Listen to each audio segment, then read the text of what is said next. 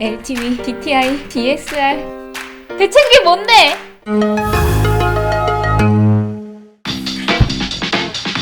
안녕하세요, 덕현입니다. 자, 오늘은 기본적인 금융 용어에 대해서 알려드릴게요. 제일 기본적인 대출의 종류인 신용과 담보대출의 차이랑 LTV, DTI 등등 다소 어려운 듯한 단어들까지 알고 보면 간단하지만 모르면 생소할 수 있는 대출 용어들에 대해서 알려드리겠습니다.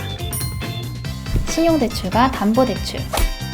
신용대출은 무언가의 담보가 없이 오로지 나의 신용만을 보고 대출이 진행되는 걸 이야기하고요. 담보대출은 신용만으로는 부족해. 가지고 있는 나의 아주 비싼 담보를 보고 진행되는 대출을 말합니다. 비교해보자면 나의 신용 상태로만 진행이 되는 신용대출 같은 경우는 담보를 제공하지 않고 대출이 진행되기 때문에 아무래도 담보대출보다 당연히 금리는 높고 한도는 적을 수 있어요. 대신 복잡하게 많은 서류가 들어가지 않고 비교적 단순한 편이에요. 조금은 더 빠르게 대출이 가능하다는 장점이 있어요.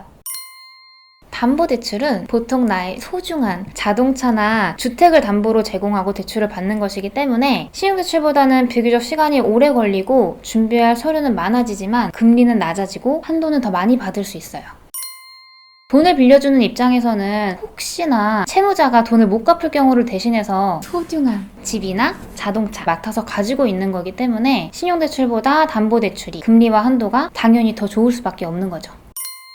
자, 그럼 LTV란 뭘까요? LTV는 주택 담보 가치에 따른 대출 한도율을 얘기해요. 쉽게 말해서 이 담보 가치의 대출 한도가 얼마나 나올 수 있느냐 하는 거죠. 부동산은 시세나 감정가에 따라 가치를 평가하는데 이건 내가 집을 샀을 때 매매가와는 좀 많이 다를 수 있어요. 매매가는 높았지만 집값이 떨어져서 담보 가치가 떨어졌다면 내가 받을 수 있는 담보대출 한도 또한 내려가겠죠. 예를 들어서 매매가 3억 5천에 집을 샀어요. 그런데 시간이 지나서 감정을 받아보니 감정가가 3억이 나온 거죠. 이런 상황에서는 내가 대출받을 수 있는 기준이 매매가 3억 5천이 아닌 감정가 3억에서 시작되는 겁니다. 3억 기준에 LTV 60%라고 하면 대출 한도는 1억 8천만 원 정도가 나올 거고 LTV 70%라고 하면 2억 1천만 원이 나오겠네요. 아니 대체 왜 내 집인데 LTV 100%의 대출을 받을 수 없는 걸까요? 다음 영상에서 알려드릴게요. 이번엔 DTI랑 DSR에 대해서 알아볼게요. 요즘 뉴스나 기사에서 많이 보셨을 거예요. 먼저 DTI부터.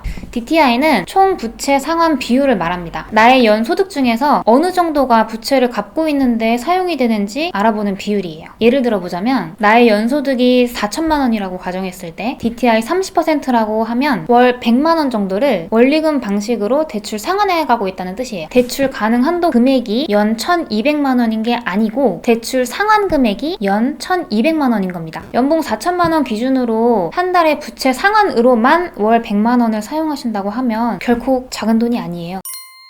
DTI 수치로 알 수 있는 건 돈을 빌리고 얼마나 잘 갚을 수 있는지, 즉 나의 상환 능력을 알기 위함이기 때문에 소득이 없으신 분들은 한도가 적게 나올 가능성이 크겠죠.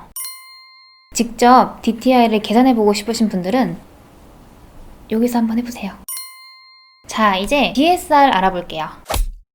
DSR은 DTI보다 복잡합니다. DSR, 모든 부채의 원리금 상환액을 연 소득으로 나눈 비율인데요. 내가 부채를 얼마나 잘 상환할 수 있는지, 나의 상환 능력을 알아보기 위함이거든요. 앞에 DTI는 주택담보대출 원리금 상환액 더하기 기타 대출의 이자만을 포함해서 계산하는데 반면 DSR은 주택담보, 예적금담보, 신용대출 등등 대부분의 대출을 모두 포함해서 계산해요. 당연히 DSR 비율이 높게 나오겠죠. 대출 규제가 심해진 요즘은 금융사마다 다르긴 하겠지만 평균적으로 DSR 70% 정도가 넘으면 대부분의 대출을 제한하거나 조정하고 있어요.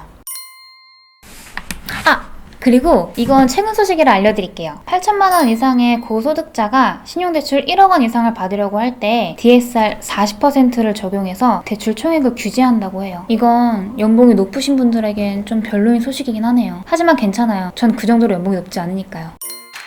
오늘은 여러가지 금융 용어에 대해서 알아봤는데요. 주택을 구매할 예정이 있으신 분들이나 대출을 알아보고 계신 분들이 숙지하고 계시면 당황하지 않고 상담 받아보실 수 있을 겁니다.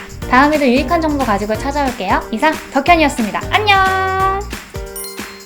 전 처음에 새로 나온 팁인 줄 알았어요. 엄청 큰 팁인 줄. DSR? DSLR? 전문가라면서